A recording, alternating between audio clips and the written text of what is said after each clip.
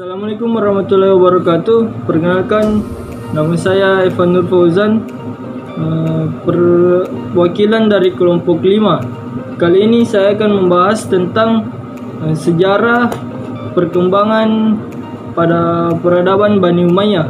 Bani Umayyah sendiri adalah salah satu kabilah dalam kaum Quraisy yang menguasai politik dan ekonomi masyarakat Arab. Ketika mengalami puncak kejayaan, kabilah ini berhadapan dengan misi kerasulan Nabi Muhammad SAW karena menolak untuk memeluk Islam. Latar belakang berdirinya berawal ketika peristiwa al-Jamaah pada tahun 41 Masehi. Khalifah Utsman bin Affan terbunuh dan diikuti pengangkatan Ali bin Abu Thalib sebagai khalifah. Sebagian umat muslim tidak setuju Ali bin Abu Thalib dijadikan khalifah. Muawiyah dan Bani Umayyah bersama seluruh mantan pejabat masa kepemimpinan Utsman bin Affan mencari penyebab terbunuhnya Utsman bin Affan. Akhirnya perang pun terjadi antara Muslim pemimpin Muawiyah dengan Muslim pemimpin Khalifah Ali bin Abu Thalib. Perang berakhir dengan perdamaian masyarakat. Perang bersyarat dan tak lama kemudian Khalifah Ali bin Abu Thalib dibunuh oleh Abdurrahman bin Muljam saat sholat. Kepemimpinan pun diganti oleh anak Ali bin Abu Thalib yang bernama Hasan bin Ali. Namun kepemimpinan tidak berlangsung lama karena Hasan ditekan oleh Muawiyah. Akhirnya Hasan memberi kekuasaan kepada Muawiyah dengan 3 syarat, yaitu memastikan keselamatan seluruh keluarganya, menjaga nama baik Khalifah Ali bin Abu Thalib. Setelah Muawiyah mati, jabatan kepemimpinan harus diberikan kepada kaum muslim secara musyawarah. Setelah itu Muawiyah datang ke Kufah untuk bersumpah dan ditetapkan sebagai khalifah. Setelah itu Muawiyah pun kembali ke kota Damaskus yang dijadikan tempat pemerintahan dinasti Daulah Bani Umayyah. Berikut penjelasan dari saya, kurang dan lebihnya mohon dimaafkan. Wabillahi taufiq wal hidayah. Assalamualaikum warahmatullahi wabarakatuh. Perkenalkan, nama saya Adam Febrian. Saya akan menjelaskan sedikit tentang Khalifah Daulah Umayyah. Yang pertama adalah Muawiyah bin Abi Sufyan, yang dimana masa jabatannya 661 sampai 681 Masehi.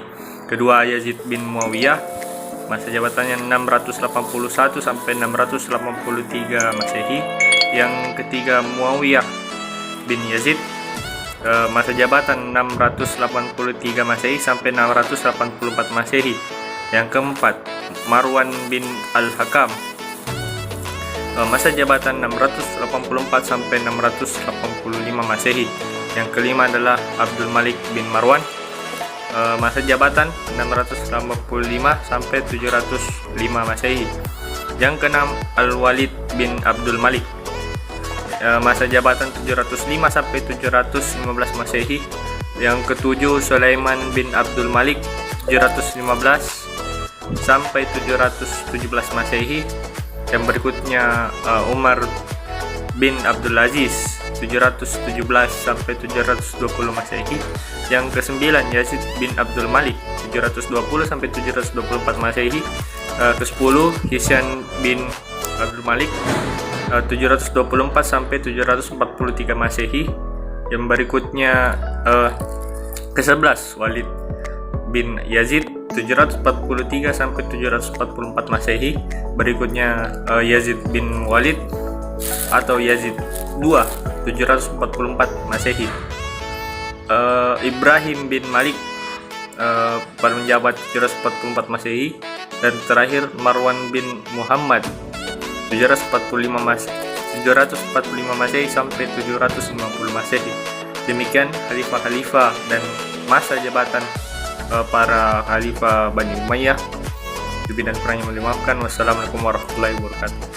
Assalamualaikum warahmatullahi wabarakatuh. Perkenalkan, nama saya Muhammad Rusli dari jurusan Ilmu Falak kelas A. Nah, di sini saya akan membahas mengenai masa kemajuan Bani Umayyah. Nah, pada masa pemerintahan Bani Umayyah terkenal sebagai era agresif, di mana perhatian tertumpu pada perluasan wilayah dan penaklukan. Hanya membutuhkan jangka waktu 90 tahun, banyak bangsa di berbagai penjuru mata angin beramai-ramai masuk bergabung ke dalam Islam. Baik itu meliputi tanah Spanyol, Afrika Utara, Jazirah Arab, Syria, Palestina, Irak, Persia, India, dan negeri-negeri yang termasuk dalam Soviet Rusia, yaitu Uzbekistan, Kyrgyzstan, dan Turkmenistan.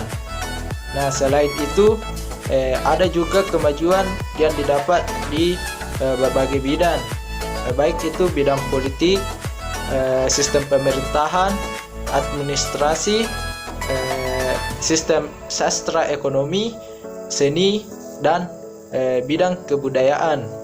Nah, itulah pembahasan dari saya mengenai kemajuan dinasti Umayyah. Sekian dan terima kasih. Assalamualaikum warahmatullahi wabarakatuh. Assalamualaikum warahmatullahi wabarakatuh. Saya Muhammad Aksa Darwis, anggota kelompok 5 mata kuliah Sejarah Peradaban Islam, kelas Ilmu Falak A. Di sini saya akan menjelaskan secara singkat penyebab runtuhnya dinasti Umayyah. Penyebabnya adalah perebutan kekuasaan, siapa yang akan menggantikan kedudukan khalifah, dan seterusnya. Setelah sekian lama mengalami masa-masa kemunduran, akhirnya dinasti Umayyah benar-benar mengalami kehancuran atau keruntuhan. Keruntuhan ini terjadi pada masa pemerintahan Marwan bin Muhammad. Setelah memerintah lebih kurang 46 tahun, pada tahun 744 sampai 750 Masehi. Setelah Khalifah Hisham bin Abdul Malik, para khalifah Bani Umayyah tidak ada yang dapat diandalkan untuk mengendalikan pemerintahan dan keamanan dengan baik. Selain itu, mereka tidak dapat mengatasi pemberontakan di dalam negeri secara tuntas. Bahkan mereka tidak mampu lagi menjaga keutuhan dan persatuan di kalangan keluarga Bani Umayyah, sehingga sering terjadi pertikaian di dalam rumah tangga istana. Dinasti Bani Umayyah mengalami masa kemunduran ditandai dengan melemahnya sistem politik dan kekuasaan karena banyak persoalan sistem politik dan kekuasaan. Karena banyak persoalan yang dihadapi para penguasa dinasti ini, diantaranya adalah masalah politik, ekonomi, dan sebagainya. Faktor-faktor kehancuran dinasti Umayyah antara lain adalah sistem dalam pergantian khalifah dengan keturunan merupakan sesuatu yang baru untuk tradisi Arab. Yang kedua, pengaturannya tidak jelas.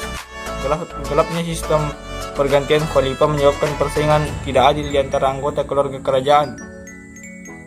Yang ketiga, latar belakang dalam munculnya sebuah dinasti Umayyah, yakni tidak lepas dari sebuah konflik politik di masa Ali. Yang keempat, penyebab langsung dari penggulingan dinasti Umayyah, yakni munculnya dalam sebuah kekuatan yang dipimpin dengan keturunan Abdul Muthalib dan Al-Abbas. Yang kelima, selama periode Umayyah, konflik etnis antara suku-suku Arab, Bani Quraisy dan Arabia Selatan, Bani Kalb, yang telah ada sejak zaman sebelum Islam menjadi semakin tegang.